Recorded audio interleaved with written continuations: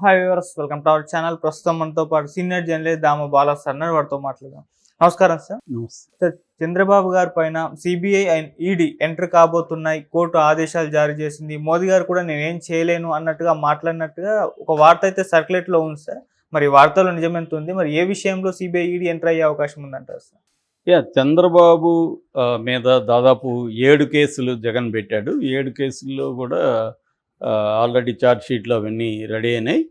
So ఈ 7 కేసుల్లో చంద్రబాబు మీద పెట్టిన 7 కేసుల్లో ఈడీ అండ్ సిబిఐకి ఇవ్వాలి, ఇక్కడ సిఐడి కరెక్ట్గా చేయదు అని ఒక సీనియర్ జర్నలిస్టు, ఆయన పేరు బాలగంగాధర్ తిలక్, ఆయన హైకోర్టులో పిల్లేశాడు. పబ్లిక్ ఇంట్రెస్ట్ లిటిగేషన్ దాని పిల్ అంటారు, పిల్లేశాడు. సో దాన్ని అసలు విచారణ అర్హత లేదు అని చెప్పి అడ్వకేట్ జనరల్ దమ్మాలపాటి శ్రీనివాస్ కోర్టులో వాదించాడు. అట్లాగే ప్రభుత్వం తరపున ముకుల్ రోహత్గి ఈ మధ్య చంద్రబాబు చిన్న బెయిల్, ముందస్తు బెయిల్కి సంబంధించి కూడా ఢిల్లీ లాయర్ని దించుతున్నాడు ప్రతి దాంట్లో. ఎందుకంటే ఆయనకి అదేదంటారు, చిన్న పామునైనా పెద్ద కర్రతో కొట్టాలన్న ఫిలాసఫీతో చంద్రబాబు ఏం చేస్తున్నాడు. పైగా ప్రభుత్వ సొమ్మేం కదా, ఆయనదేమీ కాదు. సో అందుకని గతంలో జగన్ కూడా ఇదే చేశాడు. కానీ ఈ స్థాయిలో చిన్న చిన్న వాటికి కూడా నేషనల్ టాప్ 5 లాయర్స్ని దించడం అనేది నేనైతే చూడలేదు. సుప్రీంకోర్టులో జగన్ కూడా ముకుల్ రోహత్గిని వీళ్ళని వాడాడు. కానీ ఇక్కడ ఇప్పుడు మొన్నెవరో ముందస్తు బెయిల్కి సిఐడి ఆఫీసర్ వేస్తే దానికి కూడా సిద్ధార్థ లూత్రా ప్రభుత్వం తరపున వాదించాడు. అట్లాగే ఇప్పుడు దీనికి కూడా విచారణార్హత ఉందా లేదని తేలడానికి కూడా ముకుల్ రోహత్గి వాదించాడు.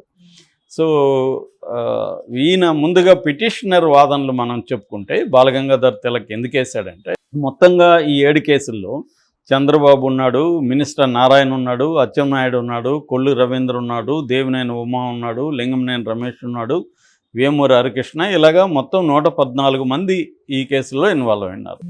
చంద్రబాబు ప్రభుత్వం రాకముందే, రిజల్ట్ కూడా రాకముందే అక్కడున్న హరీష్ గుప్తా, అక్కడ ఉన్న మన సిఐడి ఆఫీస్లో ఉన్న ఫైనాన్స్ వింగ్ని సీల్ చేశారు, డాక్యుమెంట్స్ అంతా సీల్ చేశారు.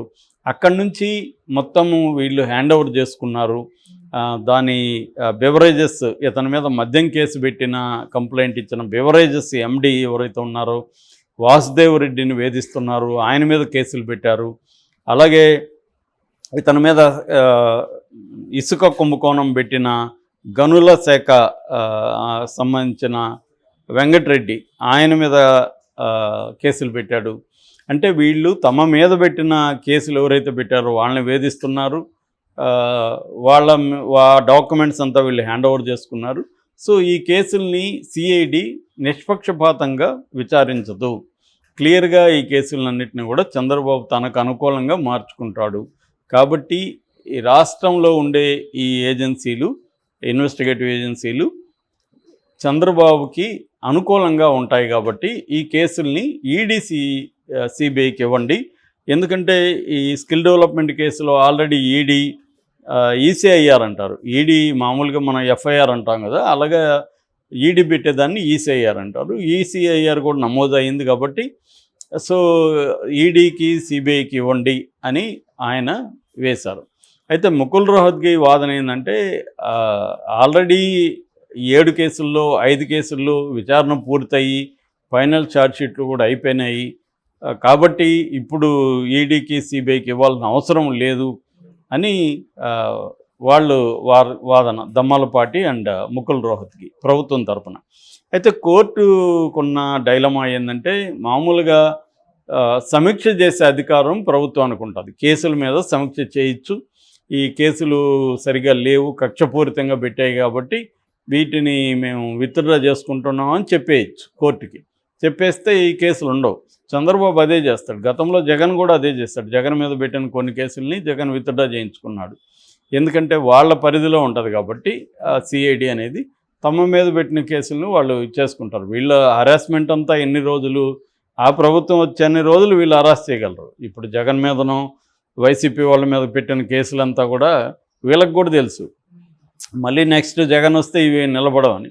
కాకపోతే ఇప్పుడు అరెస్ట్ చేయొచ్చు కదా, ఇప్పుడు జైళ్ళల్లో పెట్టచ్చు, ఇప్పుడు కొద్ది రోజులు వాళ్ళని అరెస్ట్ చేయొచ్చు అనేది వీళ్ళ ప్లాన్ తప్ప ఇది లాజికల్గా నిరూపిస్తామని ఎవడు పెట్టాడు. జగన్ కూడా చంద్రబాబు మీద ఎందుకు పెట్టాడు, అరెస్ట్ చేద్దామనే పెట్టాడు.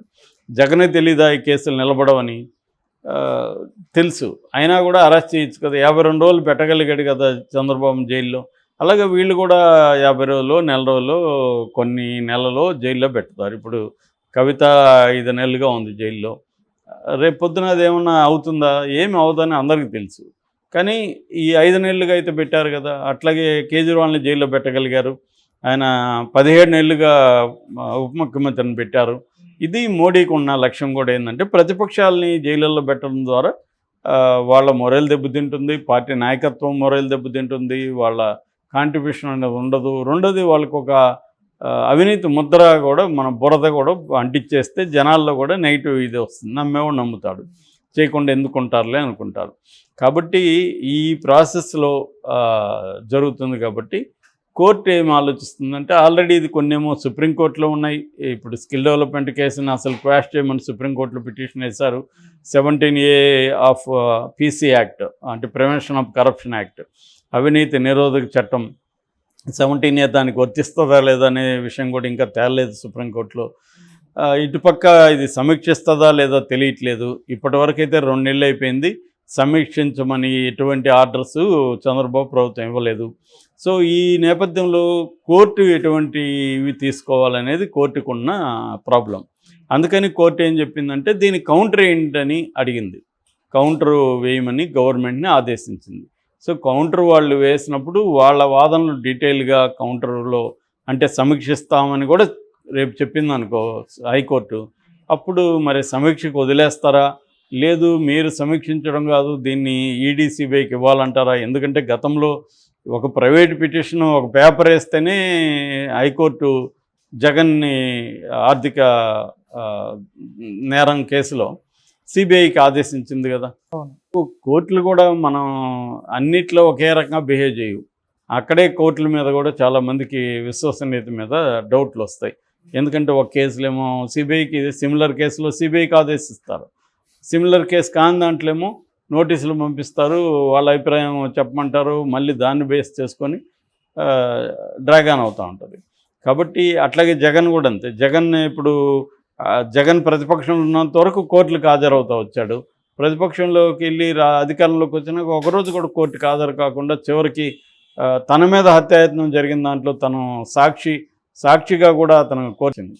కాబట్టి ఇక్కడ ఏంటంటే ప్రతి ఒక్కరూ అధికారంలో ఉన్నప్పుడేమో తమ కేసులను కొట్టించుకొని ప్రతిపక్షాల వాళ్ళ మీద కేసులు పెడతారు, మళ్ళీ వీళ్ళు ప్రతిపక్షాలు వచ్చినప్పుడు వీళ్ళు అదే ఫేస్ చేస్తారు. ఇది జరుగుతుంది మన దేశంలో, ఇది అన్ని చోట్ల జరుగుతుంది. సో ఇప్పుడు చంద్రబాబు మీద ఈడీ సిబిఐ కానీ ఒకవేళ పొరపాటును పెడితే మాత్రం అది సంచలనం అవుతుంది. బట్ పెట్టినా కూడా ఏం కాకపోవచ్చు, ఎందుకంటే జగన్ మీద ఏమైనాయి, చంద్రబాబు మీద ఈడీ సిబిఐ ఏం చేయబోతుంది? జగన్ మీద కూడా ఈడీ సిబిఐ ఉంది కదా, 10 ఏళ్ళుగా ఏం చేశాయి?